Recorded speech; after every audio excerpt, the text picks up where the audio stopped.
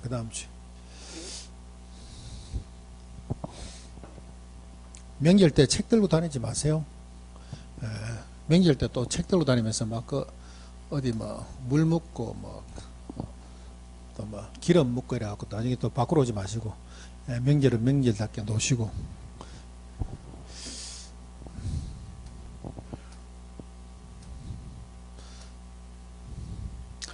자, 칠판 한번 볼게요. 금융론 파트는 앞에서 여러분들이 뭐 공부했던 투자론이나 경제론 파트에 대해서는 엄청 공부할 분량도 작고 공부할 것도 많이 없습니다. 많이 없다고 해야 돼. 그래서 제일 먼저 지분금융, 부채금융, 메자닌금융, 지분, 부채, 메자닌금융 이런 것들은 종류만 좀 기억하시면 되고 지분금융만 좀 기억하시면 됩니다. 신조리 정펀이랬습니다. 신조리 정펀, 신조리 정펀. 부채금융은 안 해오셔도, 부채금융은 시간이 경과함에 따라서, 이거는 경과함에 따라서 다 숙지하게 됩니다. 그 다음에 메자닌금융, 신주인수급부사채, 전환사채, 후순위도출. 고정이자율, 변동이자율 다 아시는 것들이에요. 고정이자율, 변동이자율. 문장 읽어보시면은 지금까지 나왔던 기출문제들도 여러분들이 다 풀 수 있는 문제입니다. 안 배웠다 하더라도 다 풀 수 있는 것들이에요. 그 다음에 원금원리금, 최정시, 이런 것들은 별표입니다. 별표, 이런 것들.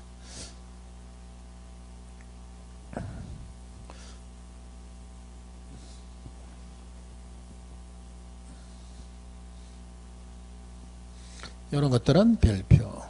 계산 문제는 풀지 말고 이론상의 문제가 나오면 거의 기출문제 안에서 시험 문제가 나온다 보시면 돼요. 아까 여러분들하고 제가 공부했던 게 있죠. 비교하는 것들. 그런 것들 유지를 해서 여러분들이 익히시면 됩니다. 자꾸 용어만 좀 익혀놓으세요. 원금 균등상한, 원리금 균등상한, 최정식 상한에서 자꾸 용어만 익히시면 됩니다. 자, 그 다음에 한국주택금융공사 나오는데 한국주택금융공사는 네 가지 일을 합니다. 첫 번째 보금자리론,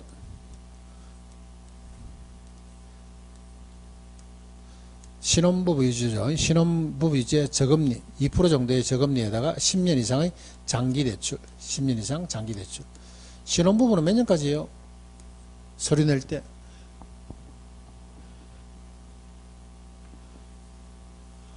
마음은 1년을 못 넘어가지만 서류상은 한 7년 정도 됩니다. 7년. 7년 정도면은 그냥 막 신혼부부로 하는 것 같더라고. 그래서 신혼부부 한 7년 이내에 저금리 장기대출 해주고. 자, 두 번째 보정서입니다. 보정.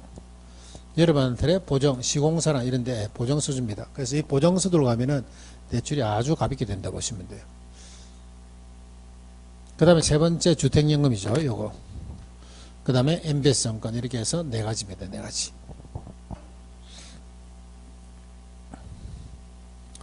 자, 우리가 주택연금을 뭐라 그럽니까 하면은 주택연금을 영모기지론이라고 합니다. 영모기지론. 그럼 여러분들이 주택담보대출을 뭐라 그럽니까 하면 모기지론이라 그래요. 모기지론. 들어보셨죠? 담보대출을 뭐라 그러고 모기지라 그럽니다. 뭔데 T는 무금. 모기지라 그러죠. 영모기지론이라는 것은 앞에 리버스 붙죠. 이래갖고 모기지론. 알리브 요거 아시는 분들 있을 건데 나이가 조금 드신 분들. 이건 어디서 제일 많이 봤습니까? 어디서 제일 많이 봤어요? 나이가 조금 있으신 분들은 알 건데, 알리보이. 예? 제일 많이 본 게 어디입니까? 카세트 테이프. 그죠? 카세트 테이프에서 제일 많이 봤을 거야. 우리가 카세트 테이프를, 뒤로 돌릴 때 이거 쓰죠, 뒤로. 카세트 테이프. 뒤로 돌릴 때는 두 가지 방법이 있습니다. 이걸 돌리거나, 안 그러면 연필기하고 이렇게 돌리죠. 이렇게. 그래서 이걸 역이란 말을 씁니다. 역. 그래서 리버스 모기지론을 역모기지론이라고 그래요. 그러면 주택담보대출하고 역모기지론은 왜 틀립니까? 왜 이 앞에 역이란 글자가 있습니까? 하면은 얘하고 완전 반대야. 완전 반대. 자, 역모기지론을 쓰는 사람들은 나이가 조금 중장년, 나이가 좀 드신 분이죠. 조금 노년층. 여기는 아무래도 젊은 층이죠. 아무래도 젊은 층. 자, 이 사람들은 뭐가 있습니까 하면 이 사람들은 소득 없어. 그런데 뭐가 있습니까 하면 주택이 있어요. 주택. 근데 이 사람은 소득이 있어. 근데 뭐가 없어? 주택이 없어.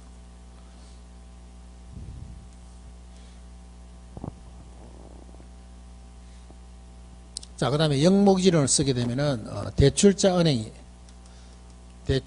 은행이 누구한테서 차입자한테 매달 통장에 돈을 넣어줍니다. 그 다음에 모기지론 쓰게 되면은, 차입자가 매달 원리금을 갚아야 돼. 누구한테? 대출자한테. 그래서 모든 것을 봤을 때 모기지론과는 전부 다 반대대적을 영모기지론이라고 합니다. 영모기지론. 이걸 주택연금이라고 합니다. 주택연금. 자, 주택연금에 대해서 한번 볼까요?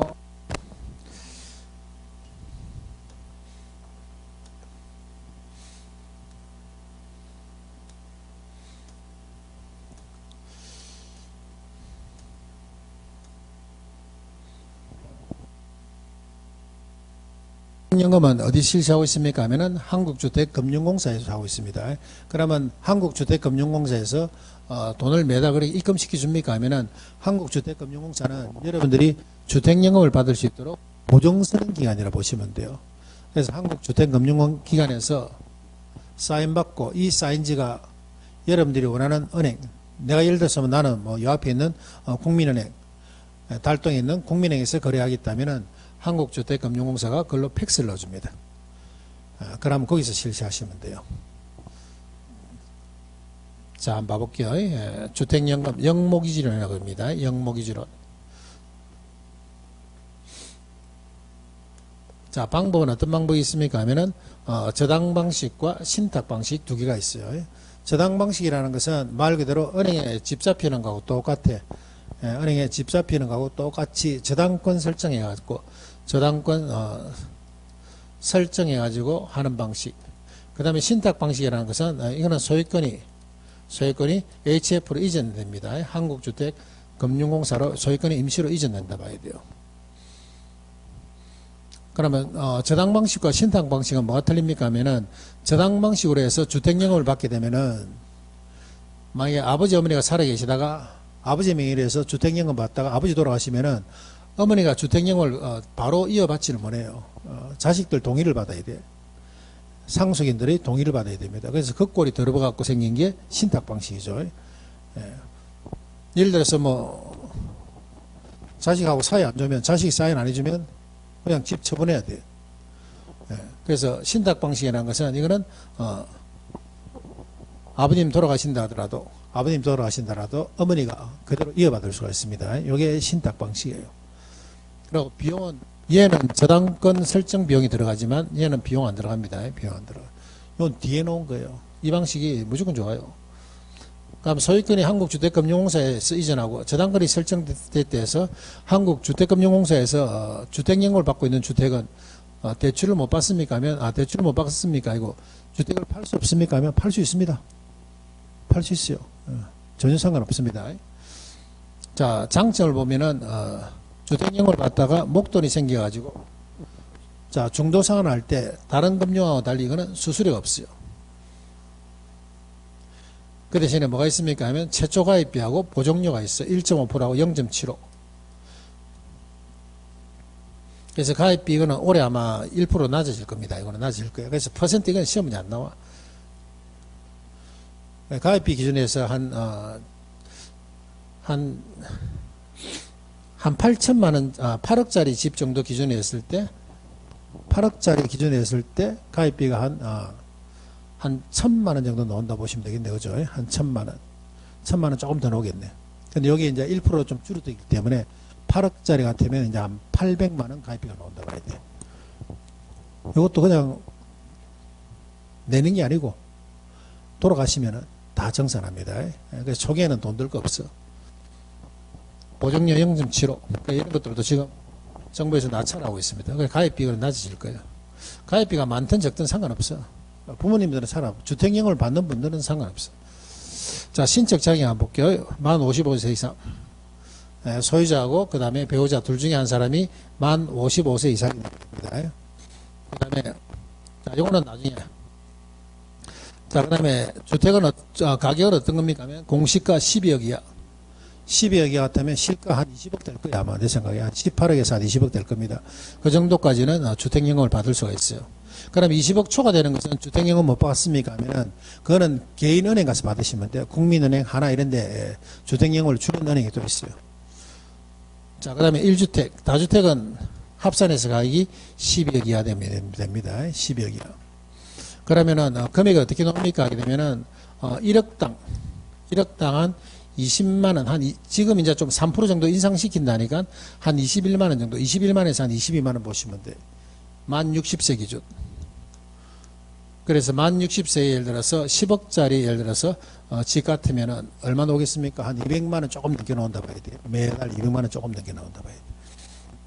그러고 예를 들어서 만 70세 되면은 여기서 한 10만원씩 추가하시면 돼요.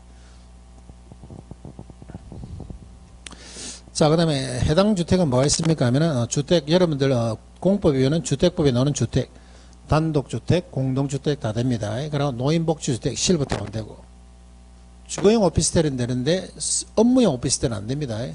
업무용 오피스텔은 안 돼. 그리고 복합용도 주택이라고도 주택면적이 2분의 1 이상이면 됩니다. 그냥 뭐 다 된다 보시면 돼. 막 여러분들은 뭡니까 상가고, 그 다음에 업무용 오피스텔은 안 된다 보시면 돼. 자, 연금 지급하는 방식은 뭐가 있습니까 하면 종신 방식이 있고 종신 혼합 방식이 있습니다. 종신 방식이라는 것은 그냥 돌아가실 때까지 계속 매달 지급하는 것이 있고, 자, 그 다음에 종신 혼합 방식이라는 것은 내가 집은 있는데 소득은 없죠. 근데 자식이 예를 들어서 결혼한다면은 이때는 한 인출 한 50% 정도는 인출할 수가 있어요. 6억 기준으로 해서 주택연금을 실시한다면은 한 3억 정도는 이거는 현금으로 미리 인출할 수 있도록 해줍니다. 그래서 요거 갚을 때 뭐가 없다고? 요거 없다고. 중도상환 수수료가 없다고. 근데 예를 들어서 중도상환하고 나면은 바로 다음에 가입도 못해요. 한 3년 후에 가입해야 됩니다. 중도상환하게 되면 한 3년 후에 가입하셔야 돼. 자, 그 다음에 상환하는 방식 한번 볼까요? 자, 사시다가 돌아가셔갖고 이제 처분해야 되는데 주택 처분 가격이 연금 지급액보다 크죠. 처분 가격이 높이면 상속인한테 교부해 줍니다. 그런데 요즘 뭐 다들 건강하시니까 뭐 80, 90이고 간에 하도 건강하게 사니까 연금액이 더 많을 수도 있어. 연금액이 많으면 그건 누가 책임집니까 하면 이 사람이 책임이지. 그래서 우리한테 보증금을 받는 거지. 처음에 보증비를 받는 거지. 가입비고. 이거 책임집니다. 여기서. 그래서 상속인들은 책임 안 져. 뭐 주택연금 실시하고 100살 살든 110살 살든 사시다가 돌아가시면은 주택 처분 가격보다 받은 연금 금액이 크게 되면은 이때는 상속인한테 청구 안 합니다. 그래서 보니까 나이 조금 이렇게 한 55살, 60살 정도 이상 되면은 혹시나 그 부모님 집중해 보면은 처분 못 하는 집들이 있어요. 1주택에도 포함돼야 되는데 집이 안 팔리는 집들이 있어요. 그런 집들은 미리 주택연금 받는 게 훨씬 나아요. 주택연금 받다가 나중에 누가 처분해 줍니까? 정부에서 처분해 줘. 특히 시골에 있는 집들이 있죠. 시골에 집은 있는데 거기 1주택에 포함되는 집이야. 그런 것들은 주택연금 받게 해주셔야 돼. 나중에 안 받다가 돌아가시면은 상속인들이 2주택이 돼버려. 상속인들이 2주택이 되기 때문에 어중간한 집들은 주택연금 받는 게 훨씬 좋아요. 지금은 조금 우리나라 그 나이가 조금 이렇게 노년층에 나이 드신 분들이 많기 때문에 부모들이 계속 어쨌든 간에 자식한테 집안 하는 게 주려고 주택연금 잘 안 받아요. 그래서 전체 비율에 주택연금 받는 비율이 얼마 안 돼.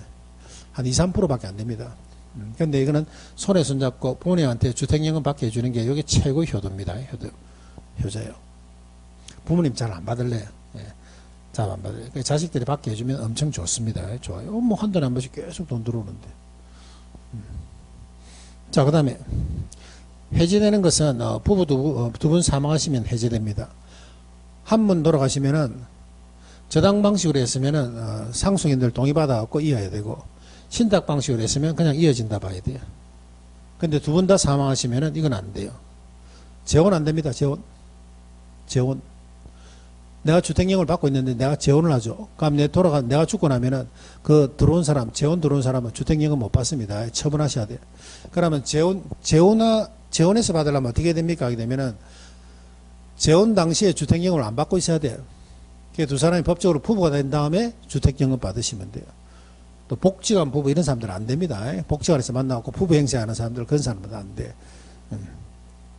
그래서 부부 두 분이 모두 사망하게 되면 해제사유가 되고, 그 다음에 소유권 상실하게 되면 또 해제사유가 되고, 그 다음에 장기 미거주, 1년 이상 미거주하면 해제 사유가 되고. 그런데 보면은 부모님이 아프셔갖고 요양원 들어가죠. 그리고 내가 복양해야 돼. 자식들이 복양할 경우에는 그때는 집을 비우셔도 돼요. 집을 비우면서도 거기에 다시 또 뭘로 올 수 있어? 임대를 올 수 있어. 월세. 월세까지도 받을 수가 있습니다. 그럼 주택연금 받고 월세도 받을 수 있다 봐야 돼. 노인 복양하거나 요양 가는 경우에. 자, 그 다음에 주택연금이라는 것은 우리가 살아가는 권리가 어떤 최저 권리를 하기 때문에, 최저 소득의 권리이기 때문에 이러한 것들은 양도, 압류, 가처분 이런 거 안 돼요. 예, 가처분 안 돼. 연금 계좌, 뭐 채권압류 이런 거 안 됩니다. 예, 이런 거 안 돼. 그래서 이게 이게 주택연금이라 봐야 되고, 올해 주택연금이 가을에 조금 더 완화될 거예요. 예, 조금 더 좋아집니다. 금액도 조금 한 3% 인상되고, 그 다음에 가입비도 조금 낮아지고, 이렇게 지금 바꾸고 있는 과정이라고 보시면 돼요. 그러니까 주택연금이라는 것은 나이 드신 70 이상 되신 분, 부모님들한테는 너무나도 좋은 거다. 너무나도 좋은 겁니다. 손에 손 잡고 주택연금 받게 해주시고, 그 다음에 나이가 너무 많이 드셔갖고 치매 걸리죠. 그럼 또 어려워져. 받더라도 치매 걸리기 전에 가셔야 됩니다. 치매 걸리기 전에 가셔야 돼. 그러면 노란 글자 이거는 뭡니까 하면, 노란 글자는 요거는 주택연금 받는 방식이 이제 종신형으로 끝까지 받는 경우가 있고, 기간을 정해서 받는 방식이 있어요. 확정기간 방식. 10년 받겠다, 20년 받겠다, 이런 확정기간 방식에 있어서는, 그때는 만약 두 분이 계시면 한 분의 나이가 55세에서 74세에 들어오셔야 돼요. 한 분의 나이가 55세에서 74세에 들어와야 되고, 그 다음에 그런 것들은 노인복지주택 이건 안 됩니다. 실버타운. 확정기간 방식에서는 실버타운은 안 된다 봐야 돼요. 옛날에 우리가 실버타운이 저기 투기로 막 이래 성황할 때는, 등기를 해줬다가 잠시 등기가 안 됐죠. 이명박 정부 이후로 안 된다 하여튼 저 등기가 안 되다가 이번에 아마 좀 완화됐습니다. 그래서 나이 드신 분들은 실버타운 사시면서 자기 연금 가지고 거기에 매달 내는 생활비 내시면 됩니다. 그래 내시면 돼요. 그래서 이런 것들이 뭐 주택연금입니다. 뭐 크게 어려운 건 없습니다. 직접 여러분들이 한번 해보시면은 이거는 뭐 다 알 수 있어요. 됐나요? 예, 부모님 손잡고 주택연금 받게 해주는 게 최고 효자입니다. 효자. 자, 교과서 보시면 어디 있습니까 하면 268페이지 한번 볼까요?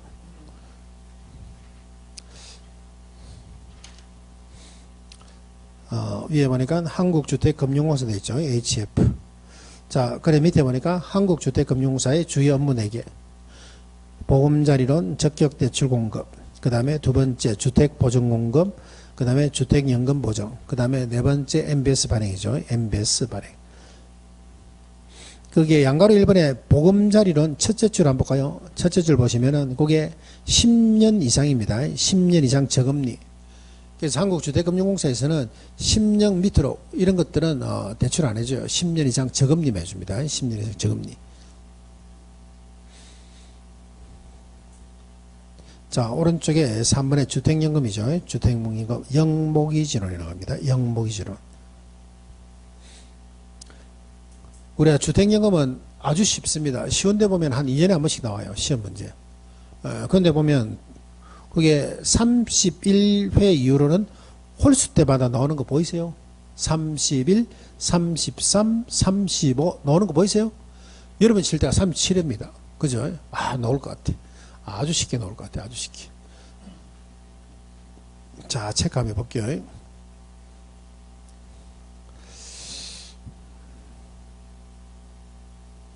자, 동그라미 2번. 주택연금을 받은 권리는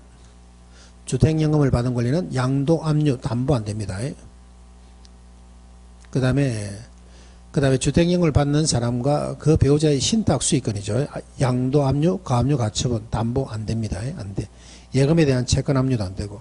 그래서 정부가 생각할 때는 주택연금은 최저 생계 생활비라 생각해. 최저 생계 생활비라 생각하기 때문에 절대 압류, 담보 안 됩니다. 자, 그 다음에 넘기시고, 뭐 대출 절차 이런 것은 안 나오고. 자, 정산 한번 볼게요. 정산. 둘째 줄에 보시면은, 둘째 줄에 연금 수령액이 집값을 초과하더라도, 상속안한테 청구 안 합니다. 반대로 집값이 남으면, 지읒값이 나오면은 상속인한테 돌아갑니다.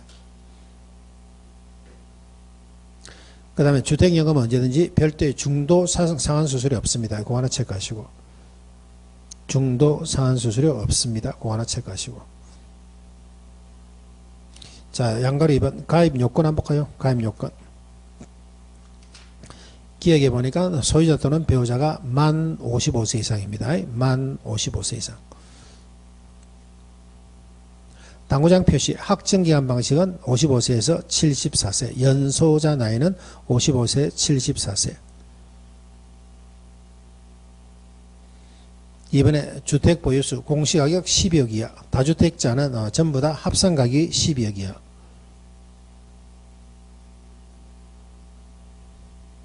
대상주택에 보시면 기억, 주택법에 나오는 단독주택, 공동주택, 그 다음에 노인복지주택, 그 다음에 복합용도주택. 복합용도주택은 주택으로 쓰이는 면적이 2분의 1 이상이 돼야 되고 주거용 오피스텔 요 4개.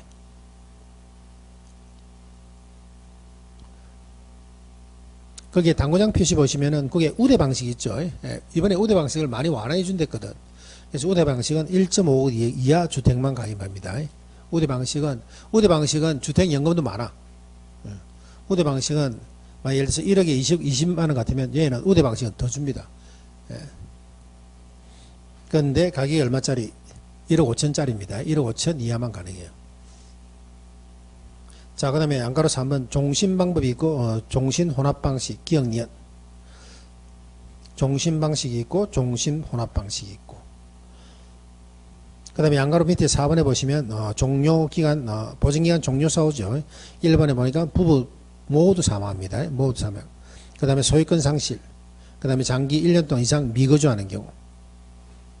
그 다음에 처분 조건 약정 미행. 예를 들어서 집을 팔겠다 했는데 안 파는 사람들. 처분 조건 약정 미행 이런 것들. 자, 그 다음에 대출금 적용 변동금리입니다. 변동금리. 대출금의 이자율은 변동금리라고. 그 다음에 이번에 가입비하고 연보증도 있는데 이거는 금액 몇 프로 외울 필요 없습니다. 가입비하고 연보증이 올해 아마 바뀔 거예요. 자, 그 다음에 3번에 보시면 박스 안에 보시면 처분금액이 연금 지급 총액보다 많으면 상속인한테 배당 교부되고, 그 다음에 연금 지급 금액이 클 경우에는 이때는 상속인한테 청구되지 않습니다. 청구되지 않. 그 다음에 그 동그라미 7번 해볼까요? 많은 사람들이 물어보죠. 재개발 재건축이 되면은 어떻게 됩니까? 하면은 주택연금 유지됩니다. 재개발 재건축이 된다 하더라도 주택연금은 유지된다 봐야 돼요. 그럼 밑에 보니까 확정기한 방식이죠. 확정기한 방식에서는 자격이 주택 소유자 또는 배우자가 55세 인자 중에서 연소자 나이는 55세에서 74세 들어와야 됩니다. 55세에서 74세. 대상주택은 공시가격 12억 이하 똑같은데 확정기한 방식에서는 노인복지주택은 제외입니다. 제외. 노인복지주택은 제외된다 봐야 돼요. 됐나요? 그래서 혹시나 또 주택연금에 대해서 혹시나 여러분들이 실질적으로 주택연금을 좀 실시 알고자 하는데 모르는 거 있으면 물어보세요. 물어보시면 됩니다. 오늘 여기까지 할까요? 자, 고생하셨고 하여튼 뭐 명절 잘 보내시고 명절 치고 저는 그 다음 주 찾아뵙도록 하겠습니다. 자, 식사 맛있게 하시고. 자, 고생했습니다.